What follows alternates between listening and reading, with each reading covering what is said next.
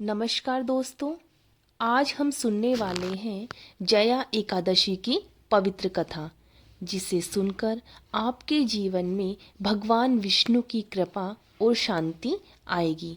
Video अंत तक जरूर देखें, क्योंकि इस कथा का संदेश आपके जीवन को बदल सकता है। बहुत समय पहले की बात है। भारत देश के चंपावती नगर में राजा इंद्रसेन राज्य करते थे। राजा धर्मप्रिय, दानवीर और भगवान विष्णु के परम भक्त थे। उनके राज्य में सभी लोग खुशी और शांति से रहते थे। राजा प्रतिदिन ब्राह्मणों की सेवा करते, यज्ञ हवन कराते और स्वयं भी भगवान विष्णु की आराधना किया करते थे। एक दिन उनके दरबार में गंधर्व और अप्सराएं आए। वे सुंदर गीत और नृत्य प्रस्तुत कर रहे थे। सब लोग मंत्रमुग्ध होकर उनका आनंद ले रहे थे।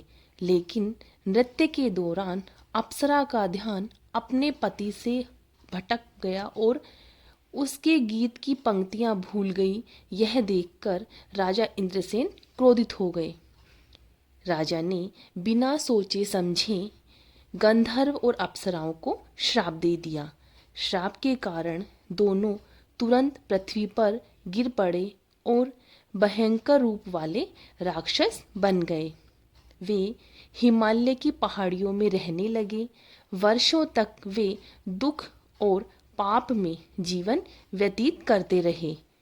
कई वर्षों के बाद एक महर्षि वहां आए और राक्षसों से बोले, हे गंधर्वों, जो भी पाप हुआ है उसका नाश जया एकादशी व्रत से संभव है। राक्षसों ने पूरी श्रद्धा और भक्ति के साथ जया एकादशी का व्रत किया। उन्होंने पूरे दिन उपवास रखा, भगवान विष्णु का ध्यान और नाम स्मरण किया, रात में जागरण किया और मन वचन कर्म से किसी को कष्ट नहीं दिया। भगवान विष्णु उनकी भक्ति से प्रसन्न हुए। एकादशी की रात भगवान विष्णु प्रकट हुए और बोले, जो व्यक्ति श्रद्धा और भक्ति से यह व्रत करता है उसके सभी पाप नष्ट हो जाते हैं। जीवन में सुख, शांति और समृद्धि आती है। क्षण भर में राक्षसों का रूप बदल गया और वे फिर से दिव्य गंधर्व बन गए। राजा इंद्रसेन ने भी यह कथा सुनी और व्रत करने का निश्चय किया। उन्होंने पूरे विधि विधान से जया एकादशी का व्रत किया। उनका अहंकार मिट गया और जीवन में और अधिक धर्म, भक्ति और शांति आ गई। भक्ति और संयम से जीवन में सभी कठिनाइयाँ दूर होती हैं। अहंकार और दुराचार का नाश केवल भगवान की भक्ति से ही संभव हो सकता है। जो व्यक्ति श्रद्धा से व्रत करता है उसके पाप नष्ट होते हैं और उसे जीवन में विजय की प्राप्ति होती है।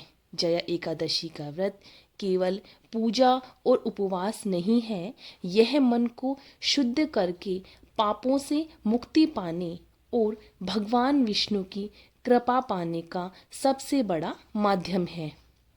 इस लोक कथा को सुनकर आप भी श्रद्धा और भक्ति के साथ इस व्रत का पालन कर सकते हैं। भक्तों, ये थी जया एकादशी की कथा। यदि आपको मेरी यह जया एकादशी की कहानी अच्छी लगी हो तो इसे ज़्यादा से ज़्यादा शेयर करें, मेरे चैनल को सब्सक्राइब करें, लाइक करें। राधे राधे।